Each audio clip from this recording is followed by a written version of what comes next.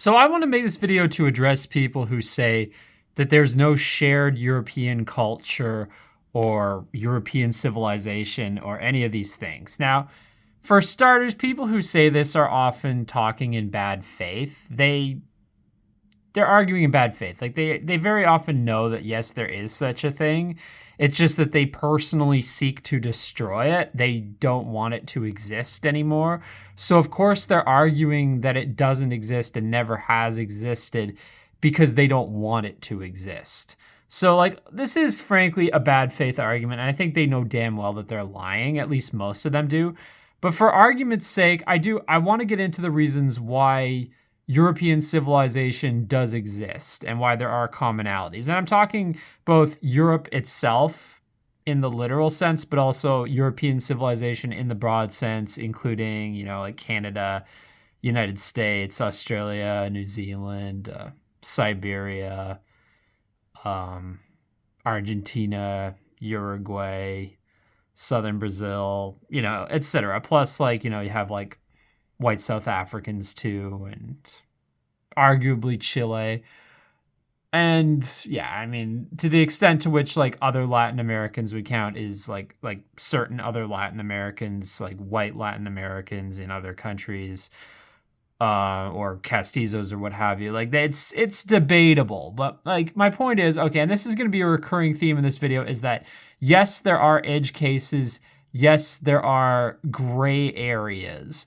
But the existence of edge cases and gray areas does not invalidate the existence of the core. Just like, for instance, the existence of secondary colors does not invalidate the existence of primary colors. Just because green and orange and purple exists, that doesn't mean that red, blue, and yellow don't exist. It's very simple. So I'm going to get into some of the main commonalities that define European civilization. First is art and architecture. There are certain styles of art and architecture that are undeniably European. When you look at Greco-Roman influenced classical architecture, that kind of architecture is a dead giveaway that something is European or European influenced. And you see that kind of architecture basically all over European civilization, whether it be in Spain or Sweden or the UK or, of course, Italy or Greece themselves, or United States, Canada, etc. It's all over the place. I'm sure there's probably a few countries that have less of it. But again, the exceptions don't disprove the rule. By and large, historically speaking, that kind of architecture existed throughout the Western world, and in many cases still does. Now, obviously, there's vernacular architecture on top of classical architecture, which is more localized. But even in vernacular architecture, there can be commonalities. I noticed, for instance, some of the churches, the historic churches in Austria, look very similar to the historic churches in Portugal. So even in regions that aren't that close to each other, in a geographical sense or in a sub-European cultural sense, even in those places that are fairly disparate, you can still see commonalities. I'm talking specifically a certain type of church architecture where it's kind of the white Catholic churches with two kind of rectangular shaped towers on each side. Again, you could find examples of this. I saw churches like that in Austria, but also in Portugal. And they look very similar, kind of Baroque style, white painted with two kind of rectangular shaped prominent towers. And I'm not talking about the really huge cathedrals. I'm talking about kind of some of the smaller or medium-sized churches. It was a style that I found quite common in both countries. And those aren't exactly countries that are considered extremely similar on a sub-European level, like Austria and Portugal.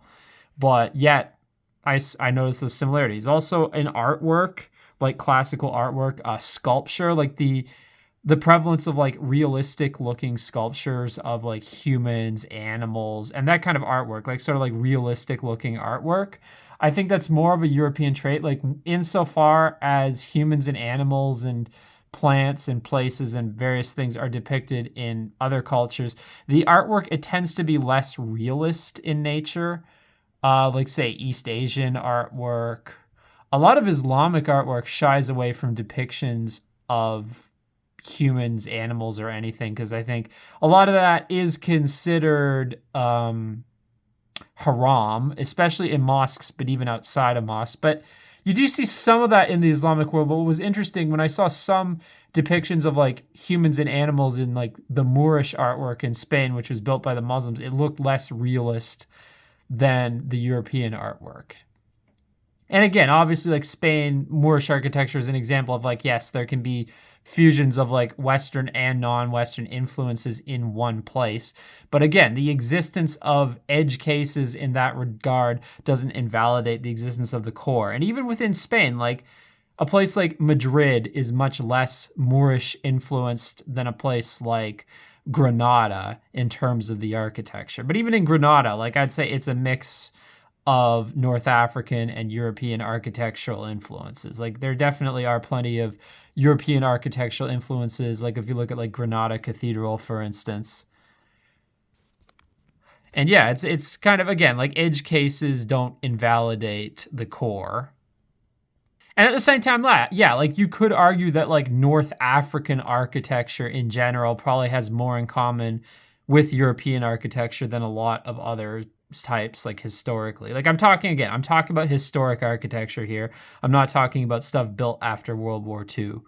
Uh, but still, like if you're looking at, say, for instance, East Asian architecture, like Northeast Asian, Southeast Asian, and a lot of the architecture, especially like Hindu architecture in India, it would be extremely different from European architecture. Even like Persian architecture is very different, very exotic. So like I would say as far as non-European architecture goes, like non-European as in like not created by Europeans or European civilization, like I would say the most similarities elsewhere would be along the Mediterranean in North Africa and the Levant.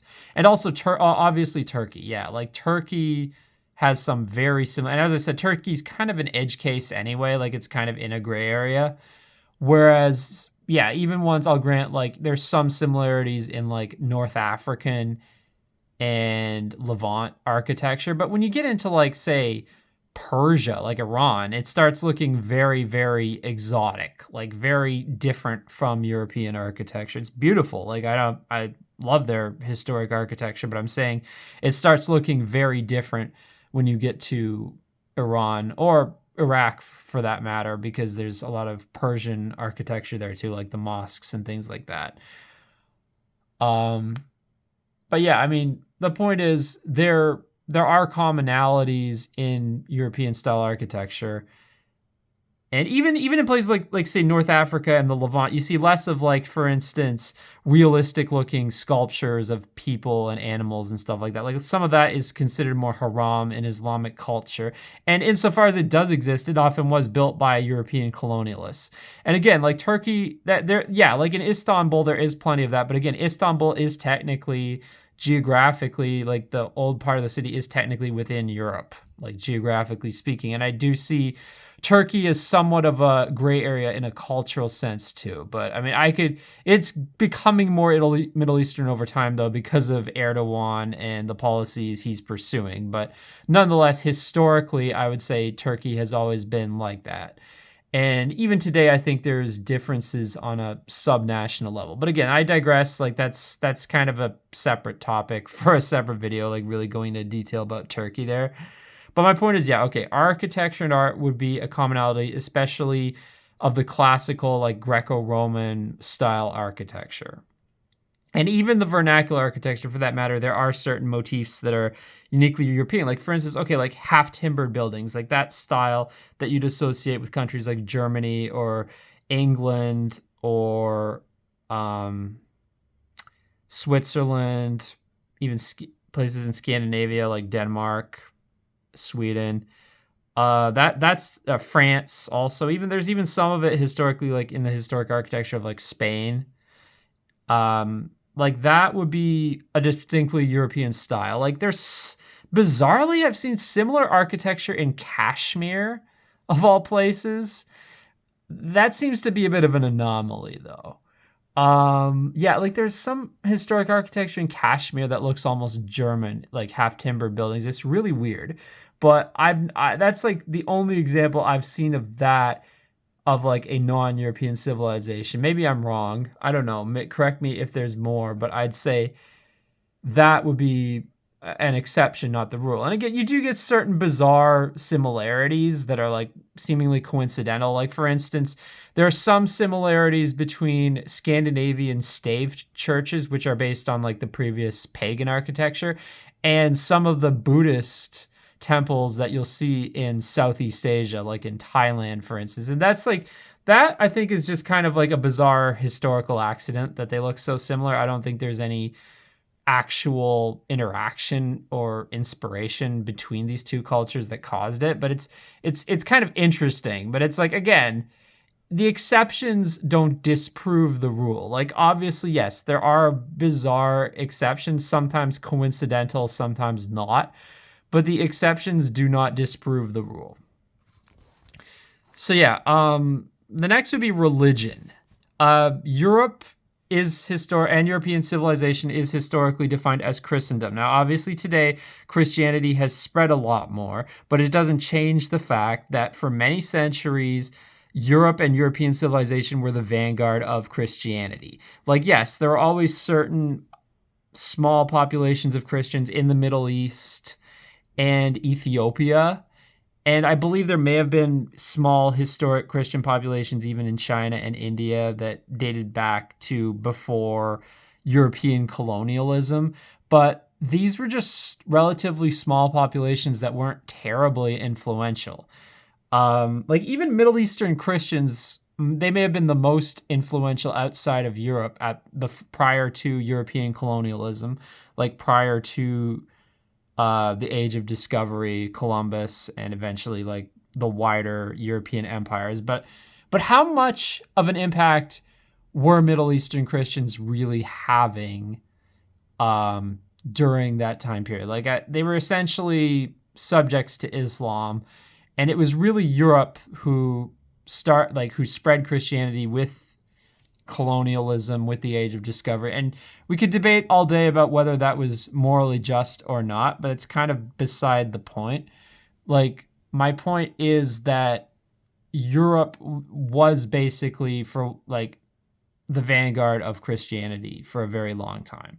Like, it was the civilization through which Christianity spread and persevered. And you can even see this like with the fact that the New Testament was originally written in Greek. And that in the book of Acts, like a lot of the initial preaching of Christianity was to Europe. And I mean, I'm going to go into way more detail about this. I actually have some videos coming up when I've finished listening to the Bible audiobook, to various parts of it. I'm going through, I've never actually read or listened to the Bible in its entirety before, or even large segments for that matter. But yeah, I'm going to go into more detail about this, but there's actually some verses in the Bible that could be interpreted as implying that like Europeans could be in some ways God's new chosen people after the Jews. Again, like it's subject to interpretation. I am not saying it's like a definitive thing, but I'm saying that narrative isn't entirely unbiblical, like whether you agree with it or not. There's some Bible verses that could be used to support it, and there is some, like there's definitely, at very least, if not God's new chosen people, there's definitely a historic case to be made. And again, I'm not saying I believe this per se. I'm just saying that it could be, like, you could be a sincere believing Christian and use the Bible to support this conclusion, like whether or not it's accurate. But I'm saying, like, I don't think it's entirely unbiblical to believe it. Let me put it that way. But I'm saying that like Europe was the vanguard through which Christianity was preserved and spread. Like people today, like they are like, oh, Christianity's dying in the West and flourishing in Asia and Latin America and Africa. It's like, okay, that's today, but it like Europe kept that torch lit for frankly over a millennium. Like, I'm sorry, but it's true. Um, and not only that, but okay, there's also the fact that like, okay, I know people will say yes, there's Muslims, like there's white Muslims in Europe too. But again, they're the exception, not the rule. They're a relatively small population, like the historic white Muslim communities in Europe. I think it's only like 8 million in Southeastern Europe. Like I'm not including the ones in like Chechnya or Dagestan or what have you. I'm talking more like the Balkans region. I think it's only like 8 million in total, and it's not a huge number. And okay, I'm not counting Turkish Thrace there. Like obviously, if you included that, that would be a lot more. Although again, it's the question of like who's white there, because yeah, that's a whole can of worms. But I'm saying in terms of like European Islam, like yes, I do think you can be white and Muslim. I do think you can be European and Muslim. I do think there are historic ethnic groups that fall into that. But again, they're the minority, they're the exception, and they don't disprove the rule by existing. And as far as Jews are concerned, again, like they've been in Europe for centuries, but I think they've always viewed themselves as a people apart, as a people who are not the mainstream of Europe and who are a separate group that exists there. And similarly, within Western civilization as a whole. Although I think increasingly in the United States, I think specifically in the US, some Jews feel like America is their country. Like I think they actually feel that way more strongly in America than in any other Western country. And I think that doesn't reflect well on America, frankly. It means that America is more culturally Judaized than other Western countries. But I think like the Jews have always seen fundamentally like Israel as their homeland. They see themselves as a Middle Eastern people. Europe is not their indigenous homeland. Israel is. That's how they've always seen it. Even the ones with heavy European admixture see themselves that way, like the Ashkenazis. Like I'd say that some people are genuinely a bit confused about it. Like let's say if you're like a Mishling rather than like a true Jew. Like yeah, some of these people might have some confusion as to like their true identity, and some of them might just identify more as European than Jewish, and some might even reject the Jewish identity. But I'm saying like people who identify as Jewish religiously or ethnically and who have like a heavy amount of Jewish blood, or even it can even be a minority of Jewish blood, like it doesn't even have to be a majority, but people who identify as Jews or Jewish, they tend to see Israel, not Europe, as their indigenous homeland. And that's the thing. Like, I think defining Europe as your indigenous homeland is crucial to European identity. Like, obviously, you can say, oh, but they came from Central Asia beforehand. It's like, okay, well, the fucking Native Americans came from Siberia beforehand, but nobody's claiming they're not indigenous to North America. It's utter bullshit. Like, indigenous basically means to me like the people who have been in a certain area of land the longest, like people who are still there and who have been there the longest. That's basically to me what indigenous means. And I think there has to be like an unbroken presence also. So if they're there and they leave and then come back, like in the case of Israel, the argument of being indigenous is less valid. I suppose it might be valid for like Jews in Israel whose ancestors have actually remained there the entire time, but that would only be a small minority of the Israeli population today. So yeah. So also I'm language. Now there's many different language families in Europe, but there is one similarity is most European languages, they use the Latin alphabet. Now obviously there's some non-European languages that do too, like I think Indonesians and Malaysians use the Latin alphabet for their languages, and some others in Southeast Asia. And obviously like Turks, who again are a gray area. And I think there's others too. But I'm saying again, the exceptions don't disprove the rule. And yes, there's also Cyrillic, obviously. But again, like I would say those are the two, what I would call the main two European alphabets, Latin and Cyrillic. Um, Generally speaking, Europeans use those two like one of those two alphabets, or in a few countries, both. Like I think in Montenegro and Serbia, they actually use both, which probably is a bit confusing. But yeah. And of course, there's exceptions. Like okay, the Greeks use the Greek alphabet, and then again, Armenians and Georgians are kind of an edge case in whether they're considered European, but obviously they have their own alphabets too. And I think certain minority groups in Russia who are edge cases, I think, might also use their own alphabets. I'm not entirely sure on that one, like alphabets that are different from the Cyrillic alphabet, but I believe so. I'm not sure if any of the Christian minority groups in Russia do, but I mean, I think the Circassians do, but they're Muslim, although they look fairly white. I mean, again, if you consider, okay, Circassians would be another edge case, like whether they're European or white or what have you. Like, I mean, it's, again, they'd be another edge case. But yeah, my point is, yeah, I mean, by and large, the vast majority of Europeans would use either the Latin or Cyrillic alphabet. And as far as languages go, like yeah, obviously there's numerous language families like the Romance, the Germanic, the Slavic, and then you have certain outliers like Finno. Is it Ugric or Urgic? I can never get that one right. Finno-Ugric or Finno-Urgic. But yeah, like obviously there and Baltic. Like there's several outlier or smaller minority language groups. And Greek, I guess. I don't know. Is Greek in a similar group to any others? I'm not entirely sure. And then of course Armenia and Georgia. Yeah, I'm not entirely sure on the language families there. Like obviously there's plenty of it's easy to find information on that. But I'm saying like there are certain language families and also obviously alphabets that tend to dominate in European civilization. So there's that too. Race, genetics.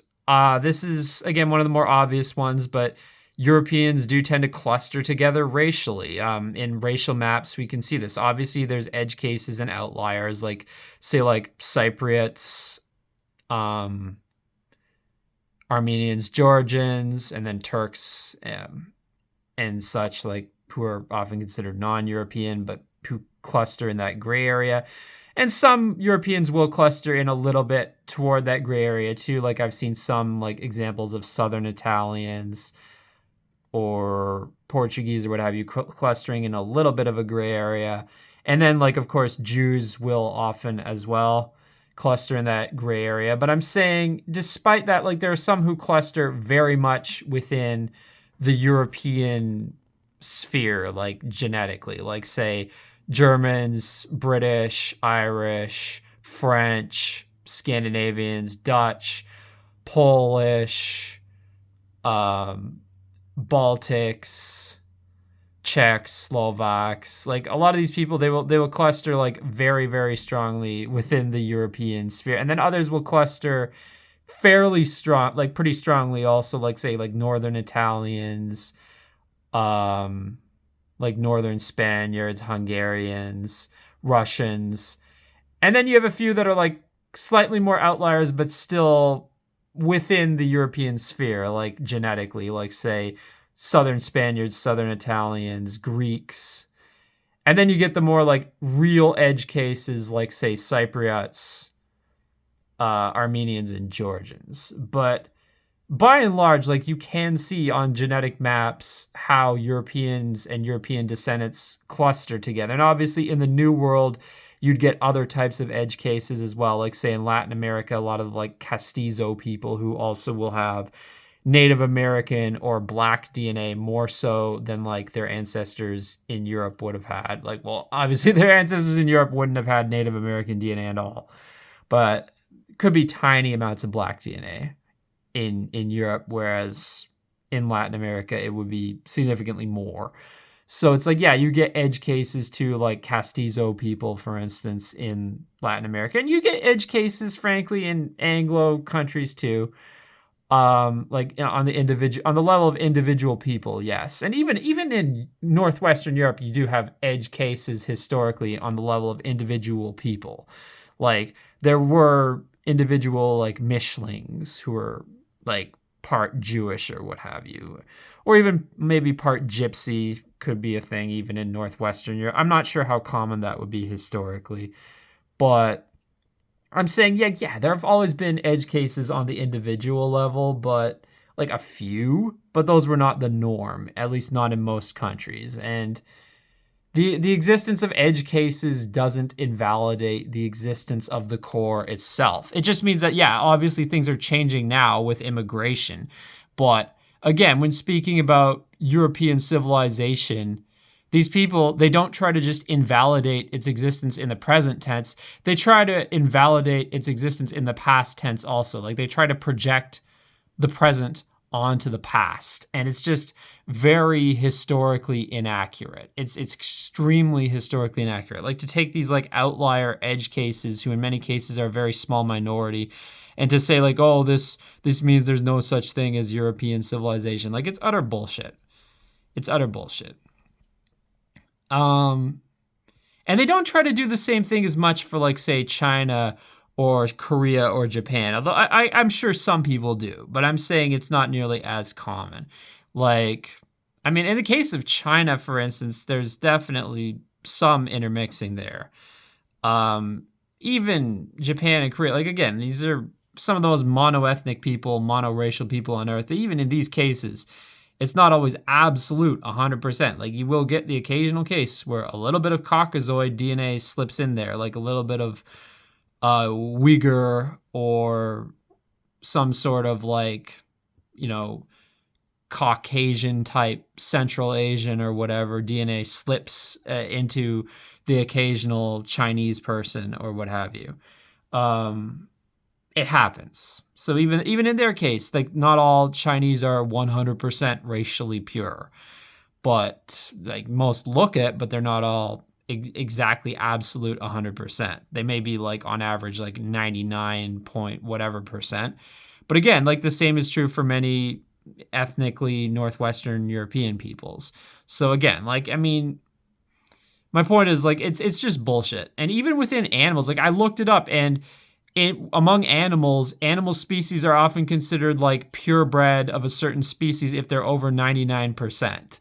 So this idea that like an absolute one drop rule has to be the standard to be part of a certain race is just, it's not true historically for humans or animals that has to be the standard. But even if that was the standard, yes, there are people who are absolutely 100% European genetically.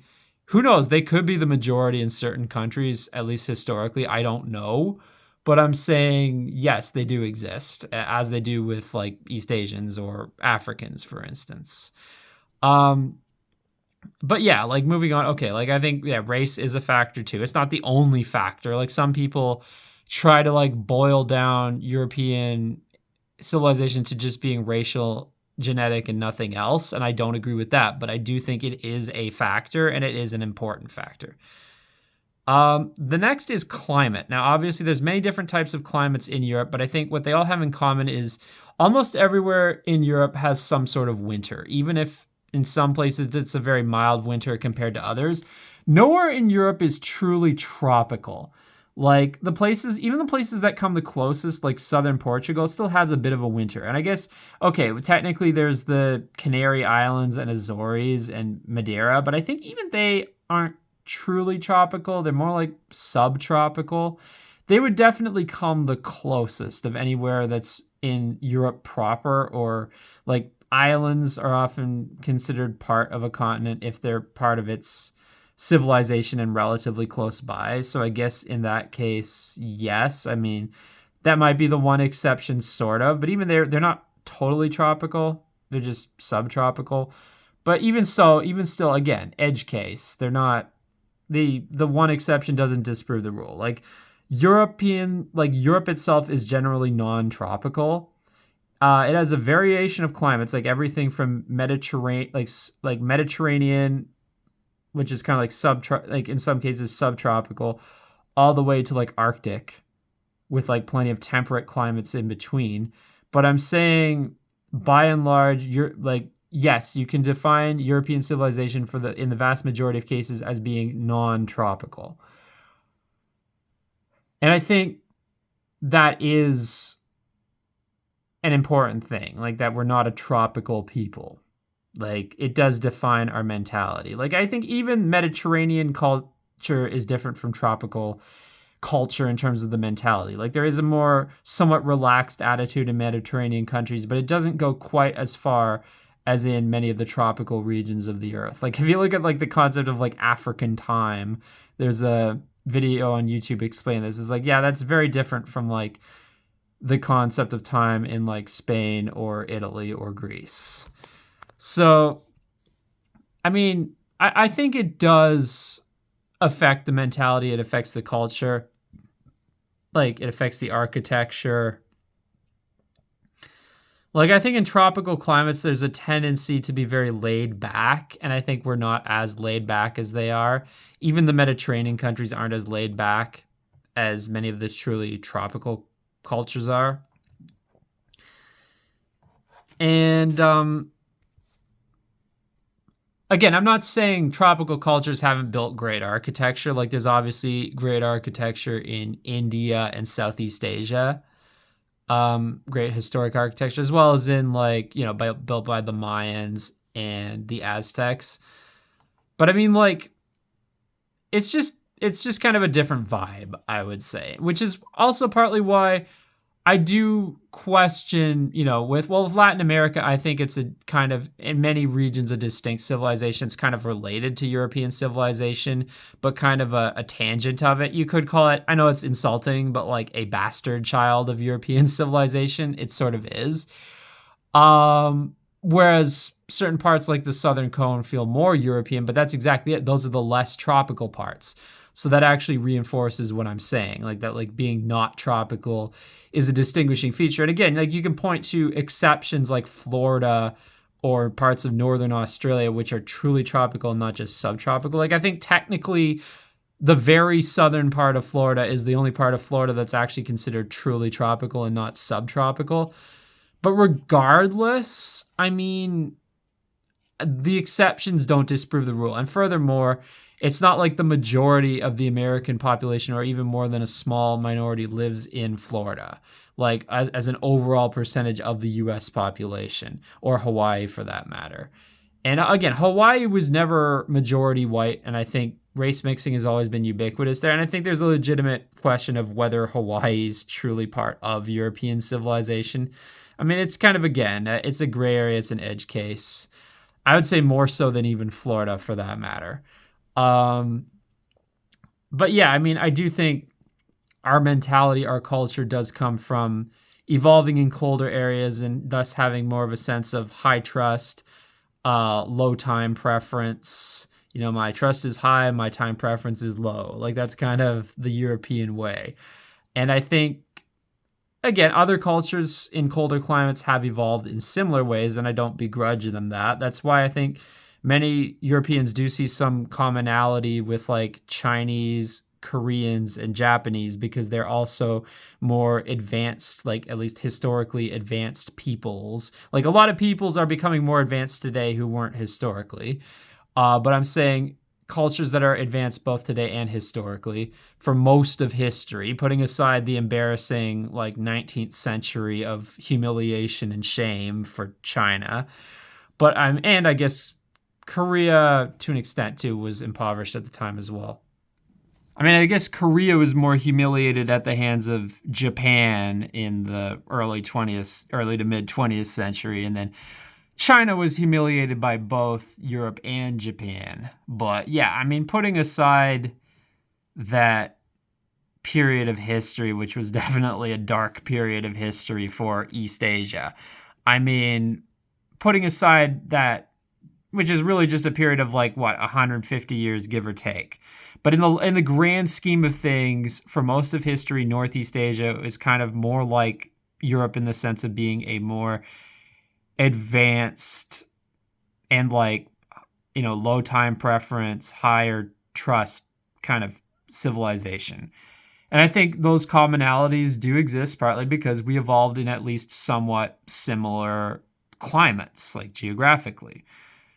And I think that's part of the reason why there's so much, in a lot of cases, mutual respect, mutual admiration. It's just that sometimes it can go too far to the point where people want to just like, there's the whole Honda Civic nationalism, Eurasianism thing where people just want to mix, but specifically only between whites and East Asians. And it's like, that has its own issues. I mean, it's a separate topic. It's a separate topic, but like, and again, it's also the topic of like, is that sort of thing a good idea on a limited, like on a specific, like, would it be specifically like potentially a good idea if it was done in one country in one place as opposed to like everywhere? Like there's a lot of questions about that, about like the racial and also just cultural aspects of it, like that East Asian and European culture both have plenty to be respected, to be admired, plenty of similarities, but simply combining the two would kind of blend both of them out of existence, or potentially blend one of them out of existence if it's only going one way, with East Asians immigrating en masse to European countries rather than the vice versa. But anyway, this is a massive digression. But my point is, yeah, okay, there's parallel evolution there to some extent. But if anything, that only reinforces my point that climate has shaped us. And in the same way, yes, it's shaped Northeast Asians too. I don't disagree. And then you have, again, like edge cases like Turkey. And then you have kind of some maybe a bit of a historical anomaly cases like some of the Central Asian countries that, they had their time in the sun, but they never really took off quite as much in the long term. And maybe it's because they're too landlocked. Maybe being extremely landlocked gave them a disadvantage in that regard. But yeah, I mean, I do think climate has played a role in shaping our societies. So the next is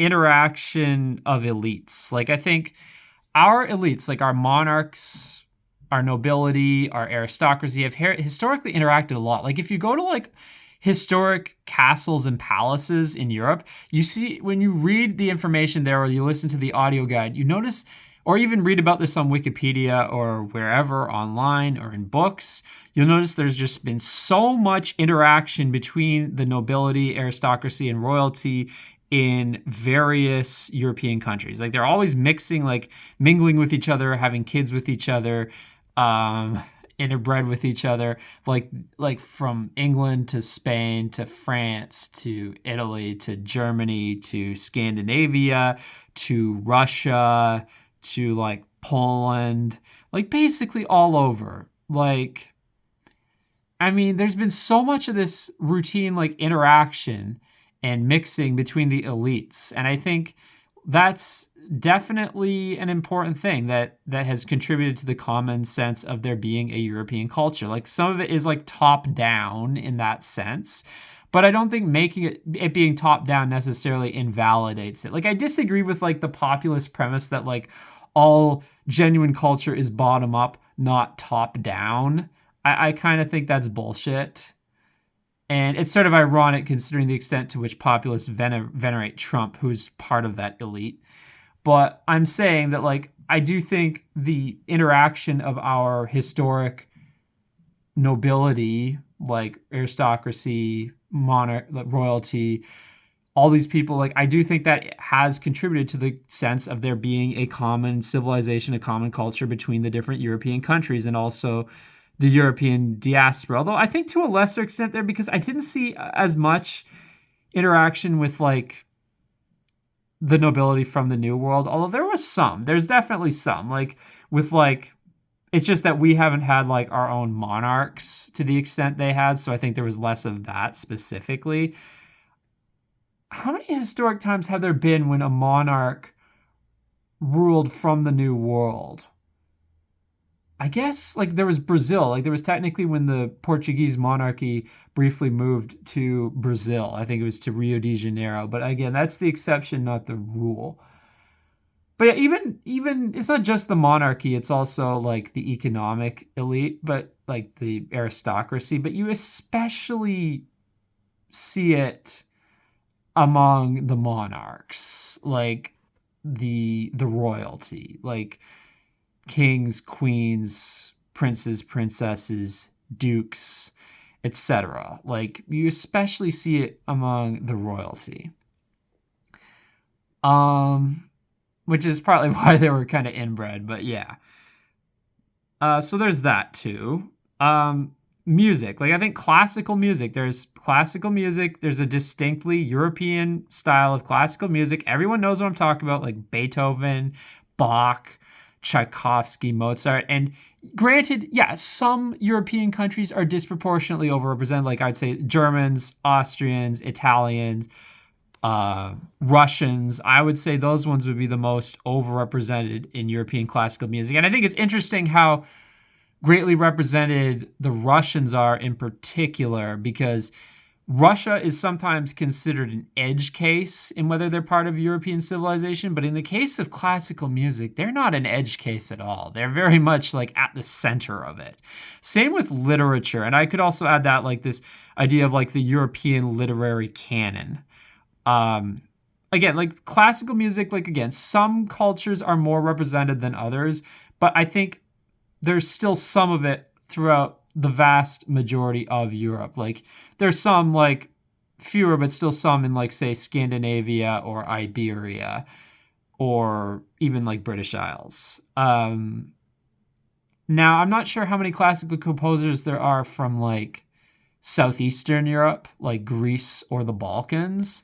I'm sure there's at least some. I know there's some Hungarian ones who are famous, but like getting more into Southeastern Europe, they'd probably be like less represented in classical music than other regions of Europe, but still somewhat.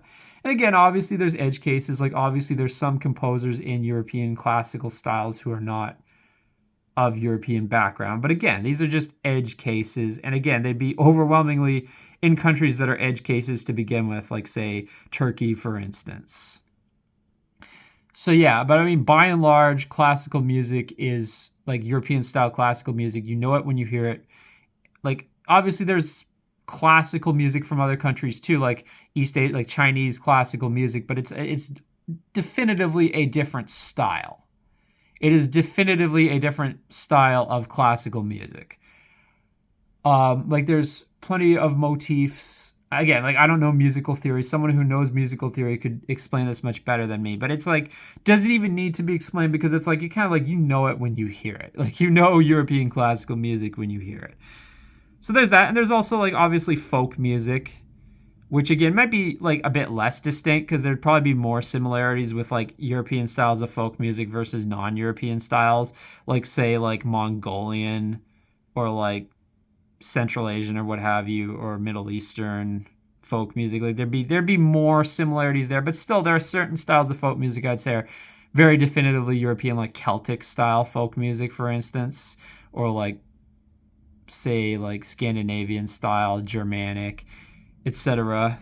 And even today, like certain genres of more modern music are more distinctly overrepresented in European civilization, like say metal, rock, electronic, like trance and stuff like that. Like I would say some of these are like more European styles of music in terms of the broader sense of European, like European civilization, like especially in these cases, including also like the Anglo diaspora, like US and Canada, Australia, New Zealand. But yeah, I mean, I would say definitely there are certain styles of music that are associated with European civilization. Now, obviously, people are like, oh, but rock has roots in like Black American music. It's like, yes, that's true. But at the same time, today, I'd argue that rock has become more synonymous with whites and with European civilization as a whole than rather than with blacks. Like even if they helped originate it, like even if they were the originators of rock music, that's kind of just the direction it's gone. And especially metal. Like metal was originated by white people.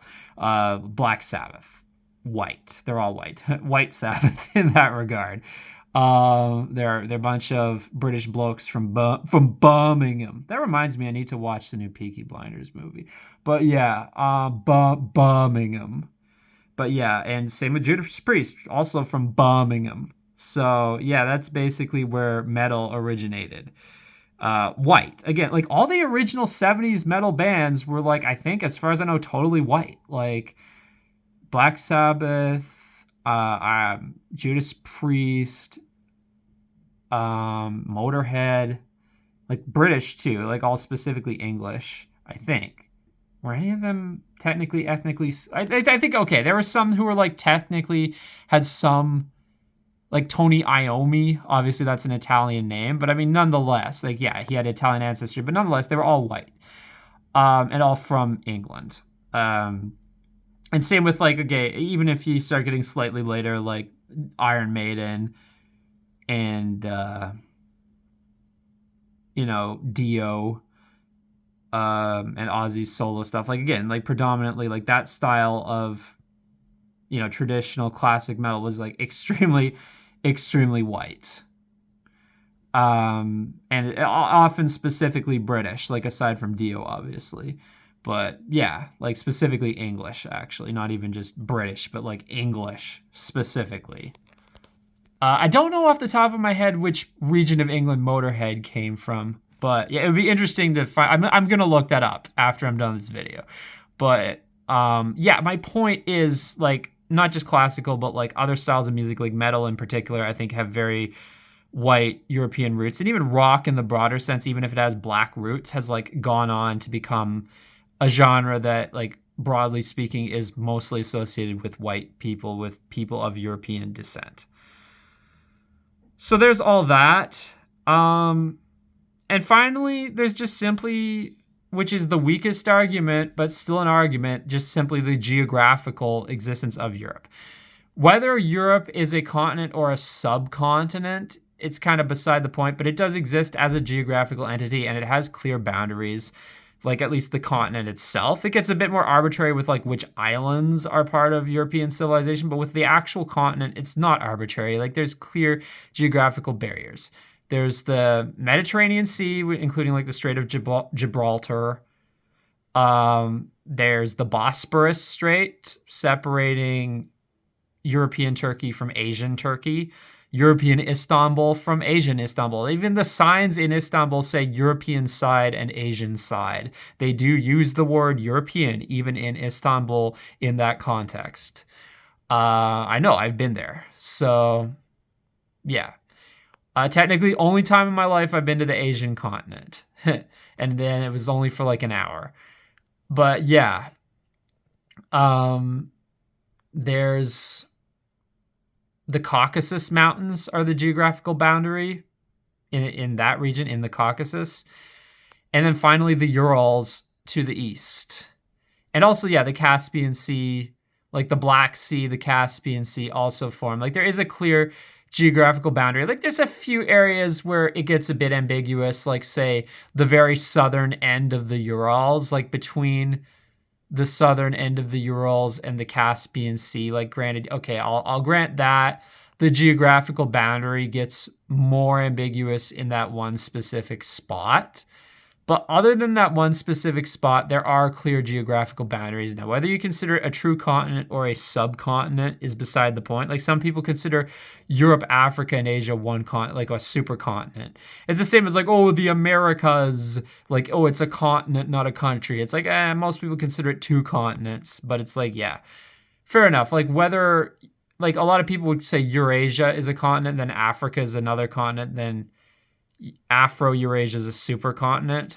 But like whether or not Europe is a true continent, it's definitely at very least a geographical subcontinent with, for the most part, clear geographic boundaries in terms of bodies of water and mountain ranges, with only the small exception of south of the southern end of the Urals, between that and the Caspian Sea. But it is between that and Caspian. I'm trying to think. Is my geography wrong there? I don't think so, but I'm going to look that up also after I'm done this video. But yeah, that's my point, is like those are common factors in Europe both the continent and European civilization more broadly speaking. It does exist. It is a thing. People saying it doesn't exist, they're bullshitting, they're lying, they're gaslighting you, and they're arguing in bad faith. So yeah, those are my thoughts on that.